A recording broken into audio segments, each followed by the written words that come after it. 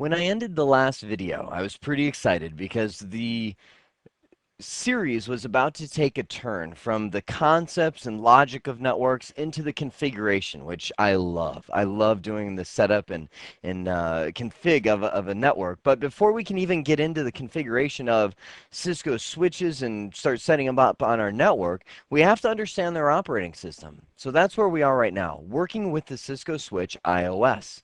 We're going to take a look at what the Cisco IOS is all about. It's their operating system.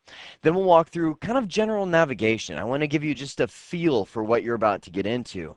Kind of like if you were in Windows, I'd say, okay, this is your GUI. This is what you click on to open my computer. This is your C drive and that sort of thing. I want to give you that same feel for the iOS. Then I want to get into the iOS modes because understanding what command to type in the iOS is, in my opinion, not as important as to know what mode to be in. We'll talk more about that as we get into it. Well, let's start off with the question, what is the Cisco IOS? If I were to ask that question in a classroom environment, I would, I'm sure, immediately get many hands where people would say, it is the Inter-Network Operating System. And I always reply to that, not what does it stand for, but what is it? What is the iOS? It does stand for Inter-Network Operating System, but what it is it's the operating system of Cisco. It is a command line interface, and if you want to see it in all its glory, there it is. That's the operating system of Cisco, a blinking cursor after a pound symbol. So what's the big deal? I mean, we all have DOS prompts in Windows. Well, this Inter-Network Operating System is a series of commands. It's a command set to set up any of Cisco's devices. Frankly, Cisco has made the statement, we are a software vendor. Because if you look, just about every other manufacturer out there of network equipment can make the same stuff that Cisco can, hardware-wise. I mean, it all has the same lights, it all has the same ports, it's all the same standard. So why choose Cisco? Well, primarily because of the iOS. The iOS is a operating system that is similar on every single Cisco device you'll encounter. You can see it, the third bullet down, it is a consistent operating system through all Cisco devices. Even devices that don't use the iOS. For example, Cisco creates firewalls called the PIX firewalls or ASA firewalls that people use to protect their network. And it is a good security measure not to have that firewall use the same operating system as the other devices in the network, because if there was some kind of vulnerability, I mean, in the iOS, then somebody could discover it and break into the firewall as well.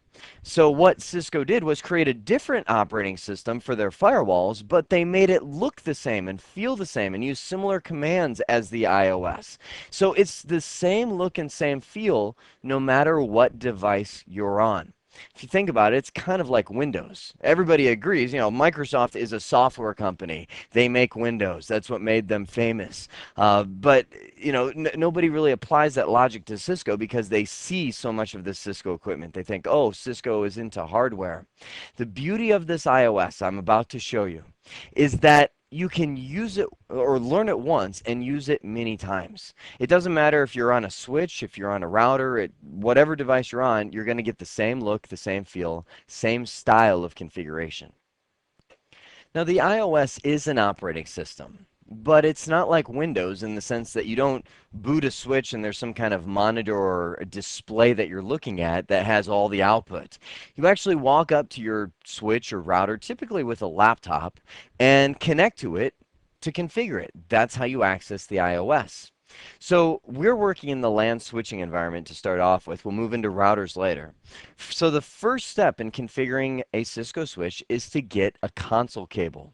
You can see a picture of it in the upper right hand corner here on your screen.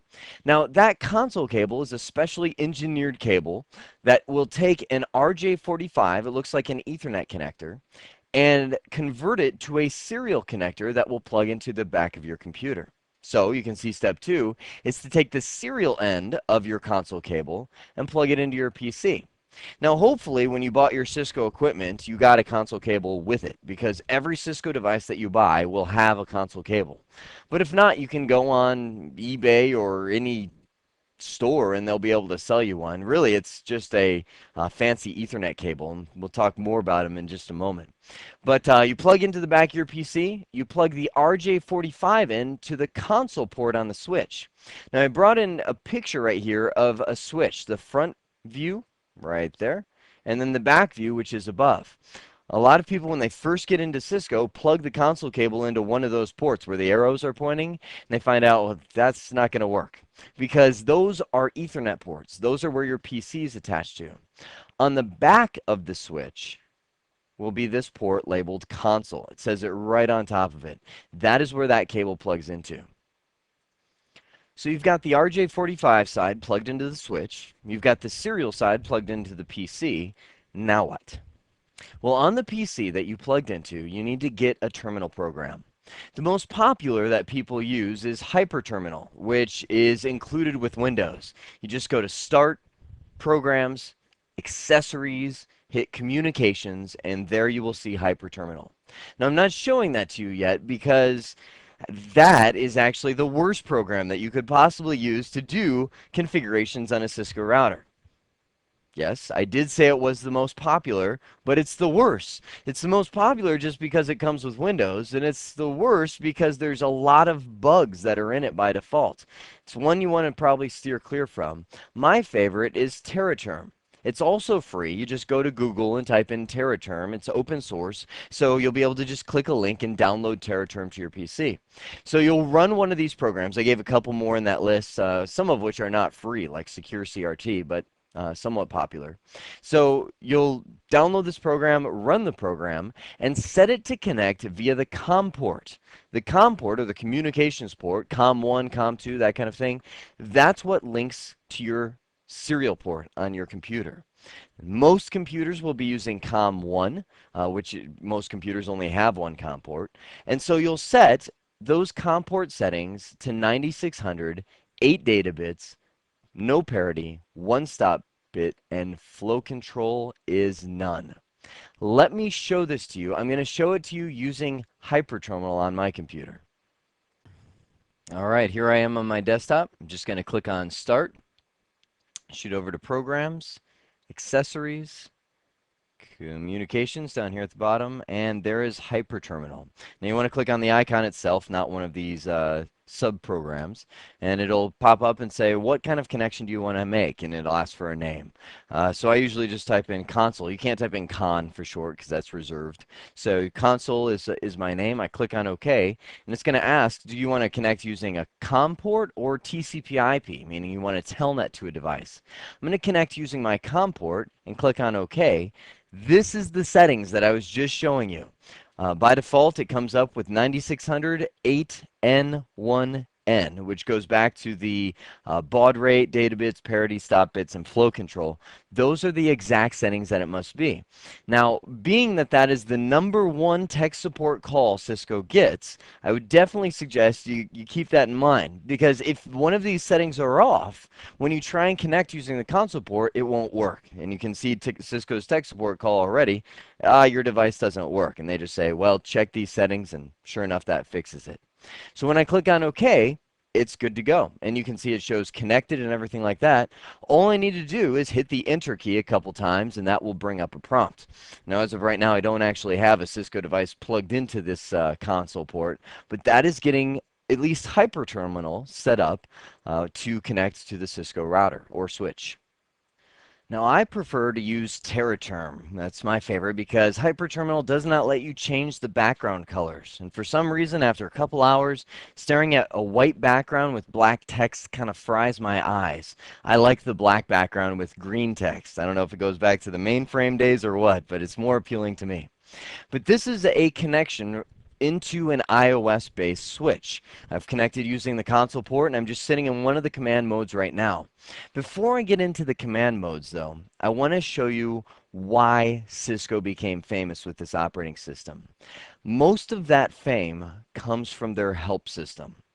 At any point, if you're ever stuck as to what to type, I can just hit question mark. Oh, let me click in there. Question mark, and see a list of all the commands that I can type from this prompt. Now you can see I've got access enable, access templates, archive, CD. All of these are different commands that I could type if at any given point. Now down here I have a more symbol. They borrowed this from Unix, but if you want to scroll one line at a time, you just hit enter on the keyboard. If you want to scroll one page at a time, you hit the space bar, and that will scroll a page at a time.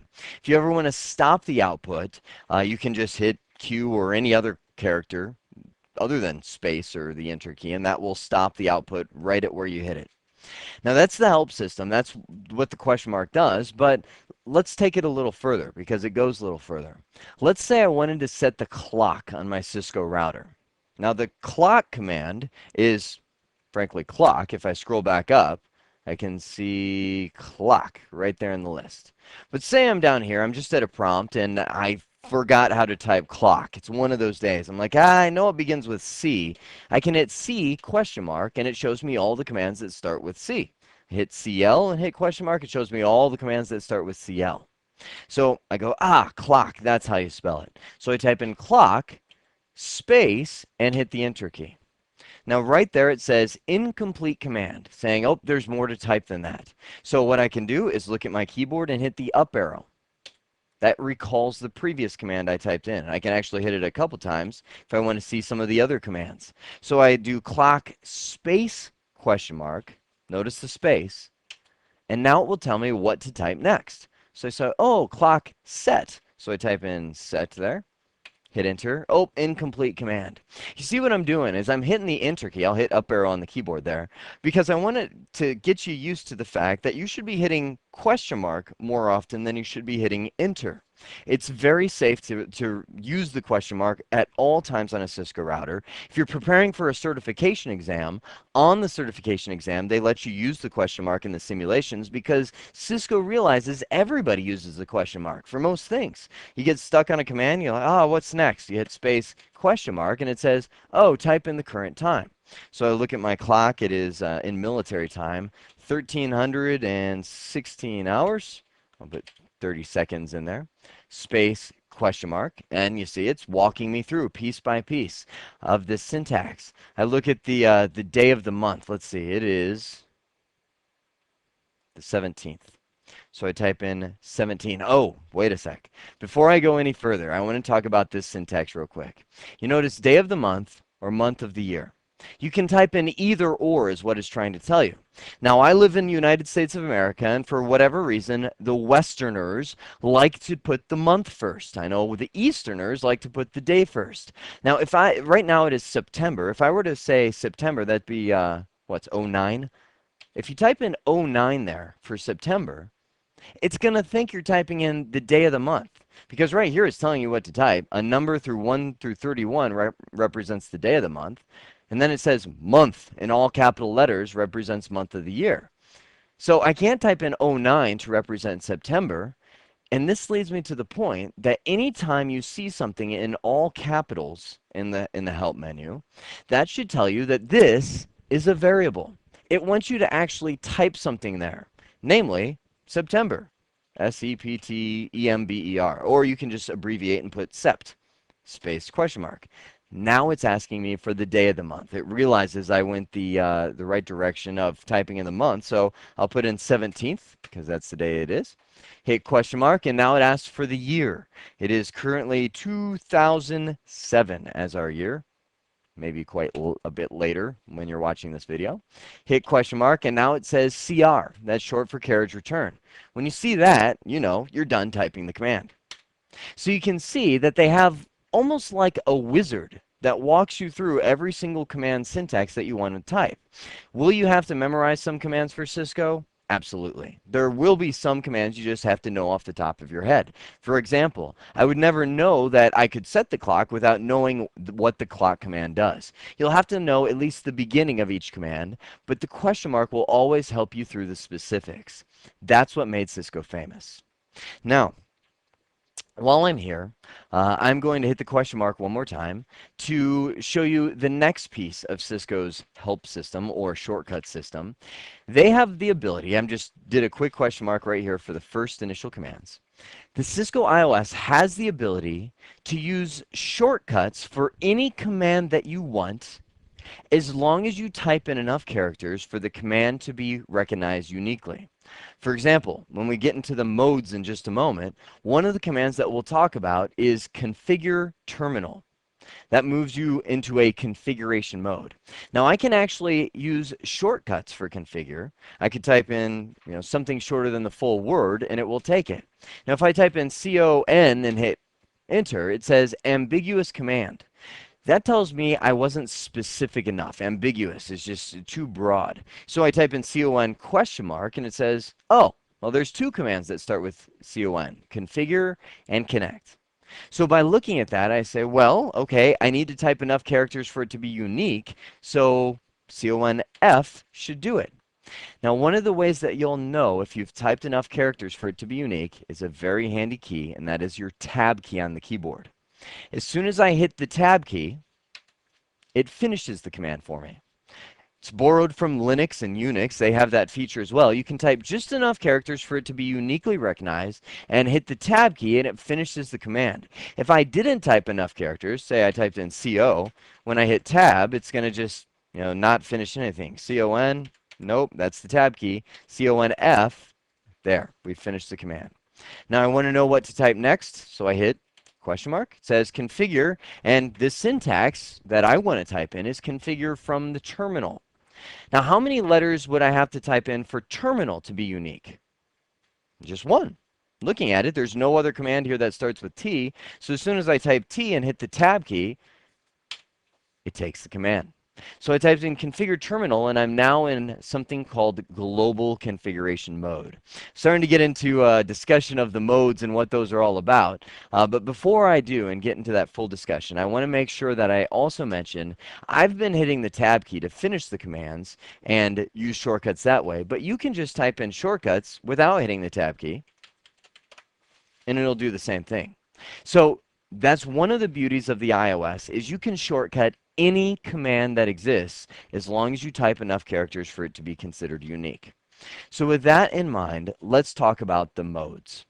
I'm going to type in exit, which will exit me out of my session. Notice it says switch A, con 0 is now available. It tells me what port I'm plugged into. I'm plugged into the console port. It's considered port 0. Hit enter to get started. Now, when I first get into a Cisco device, I start in this mode known as user mode. I know I'm in user mode because it shows switch A, which is the name of the switch, with a little right angle bracket sitting next to it. That mode is also referred to as user exec. You can see right over here, switch with a little right angle bracket, user mode, or it's technically known as user exec. From user mode, you can't do very much at all. You can do some basic show commands to see what's going on the switch, maybe a telnet command to telnet to other devices, or a ping command to test your connectivity, but it's very limited. It's meant to be just a very basic monitoring mode for the switch. So if I want to be able to do anything, I need to move to privilege mode. The command to do that is enable. I type in enable, and you see that my prompt changes from a little right angle bracket right there to a pound symbol. From there, that tells me I am now in privilege mode. At that mode, I can view anything on my Cisco switch. While user mode had some limited show commands where I could see maybe some things like the IP address and things like that, privilege mode allows me to see anything. I could see the status of my switch. I could see how many packets are coming in and going out. I can even see what passwords my switch is configured with. It's like the unlimited access mode. With one command, enable, I move from user mode to privilege mode. I enable myself to start messing with this switch. Now, from this privilege mode, I can just do verification commands. Show commands is technically what they're called, where I can see all of the status. Yes, there are other things I can do, like ping commands and telnet and so on, but I can't actually configure anything on my switch. All I can do is view the configuration. So, if I want to be able to configure something, I need to move into this global configuration mode. That was the command I just walked you through, configure terminal. Now it's from this mode that I can configure any global setting on my switch, thus the name global. Think about the modes kind of like, I don't know, working on a car. When you're working on a car, you have to be in the right place. For instance, if I want to change the oil on my car, I need to lift up the lid. I'm in hood configuration mode, right? I'm looking under the hood. If I want to mess with the upholstery and vacuum the carpets, I need to get on the inside of the car. Maybe I'm in an interior configuration mode. I've got to be in the right mode of my car in order to get to the right areas. If I want to kidnap somebody, I put them in the trunk of my car. So you got to get in the right mode. That's a joke, by the way. Now, in the Cisco iOS, the mode really matters, and that tells you what you're configuring. Global configuration mode allows me to change things. I'll type in configure terminal. This is global. I can change things that globally affect this switch. For instance, if I wanted to change the name of my switch, I can type in hostname Jeremy switch. Enter. And you can see right away the name changed from switch A to Jeremy switch. And I don't want you to focus on this command. We'll talk about the commands a little later. But what I want you to see is the mode. It's something that globally affected the whole switch, like the name. Now from here, from global, notice we started in user, we moved to privilege, we moved to global. I can now move into one of hundreds of other configuration modes. For example, I showed you on the previous video how the switch learns MAC addresses on its interfaces. Well, if I wanted to set up one of those interfaces, I could type in interface fast Ethernet and then go into the one I want. Maybe I want to go into fast Ethernet 0/1. Again, I don't want you to worry about the syntax so much of what I just typed, but more so about the mode. This represents the mode. I am now in interface configuration mode, and anything that I type from right here affects just this one interface on my switch. So I could change the speed of this interface. I could change the duplex from full to half or half to full. I can make any change to this interface because I'm now in interface configuration mode. If I wanted to get out, I'm done configuring my interfaces, there's two ways, well, three actually, that I could do it. One is I could type in end. That drops me all the way back out. Notice I was in interface and I dropped all the way back to privilege mode. Drops all modes completely. Let me get back in there. I'll go into interface fast Ethernet 0/1. So I'm back in interface configuration mode using shortcuts to get me there. I can also type in exit. Exit, as opposed to end, moves me back one level at a time. So instead of dropping all the way back to privilege mode, I can just go back to global and then type in exit again if I really wanted to get back to privilege mode and jump out there. I also have what I call the bailout command, meaning I'm sitting under the interface, maybe I even have some stuff typed in there, and I just want to bail out of whatever I'm doing and get back to privilege mode. You can type in Control Z. Holding down the control symbol on your keyboard and hitting Z will back you out of whatever configuration mode you're in. It doesn't even matter if you have stuff typed in there. Notice it said, hey, by the way, you had some invalid stuff typed in at this marker, but it pretty much bails you out no matter where you're at. Oh, and I forgot about this. The invalid input. That was one more feature of the help system. Like maybe I wanted to set the clock or do some settings with the clock, and I typed in cloak in some strange way. As soon as I hit enter, the iOS will tell me, hey, the invalid input detected at this character. So if you spell something wrong, you don't even need to know, like reread everything. It'll point it out to you with a little caret saying, right there is your problem. That's where you started going wrong into a command that I don't recognize. So those are the different modes. Again, I don't so much want to focus on config here. I want to show you the different modes that you can navigate between on the devices. This goes for switches as well as it does for routers. The commands that you type in privilege mode will not work in global config mode. The commands you type in global config won't work in privilege or user mode. You have to know not only the commands you want to type, but what mode you should be in. So just to review, you get into your Cisco switch, says the console port's now available, you hit enter. First mode that you're in is user mode. To get to privilege mode, where I can actually do some stuff, I type in EN, which is the shortcut, or enable, which is the full command. I'm now sitting in privilege mode. From here, I can do all the show commands I want to, some ping test commands, and so on, but can't do any real configuration. So I need to move into global configuration mode to start off. That's your starting point. You can't move straight from privilege to interface mode or something like that. You have to go user to privilege, privilege to global, then global to one of your other modes on your switch. So from here, you can do your configuration. When you're done, Control Z will get you back out. If you ever want to recall one of the previous commands you've typed, just hit the up arrow on the keyboard and it'll cycle through. In my case, there's only two. Cycle through the commands that you've entered. Let me just type in a couple show commands, show this, show that, just so you can see that I can hit the up arrows and scroll through it. If I want to see a history of all the commands I've typed, I can type in show history. And that will show me all, and you can see show history is the most recent one, but all of the commands that I've typed, so I know exactly how far to scroll back to see those commands. It will be able to remember up to 10 by default, but I can always change that using some config commands we'll talk about later. So the last 10 commands you typed in. Now, when you're working in the iOS, last thing I'll show you, we will see as we're navigating through and learning commands, there are a lot of times where you'll come back to a command and you'll want to get to the beginning of it. You can use your left and right arrows to scroll back and forth wherever you are in the command. You can always enter stuff in between the characters that you've typed, so it's very friendly that way. And so you can move to the beginning, and for instance, one of the commands we'll see is we can type in no in front of whatever we've typed in to remove some configuration. So you can do that by squeezing at the beginning. One shortcut I'll show you on that, and then I'll be done with shortcuts, all right? Control E moves your cursor to the end of the line.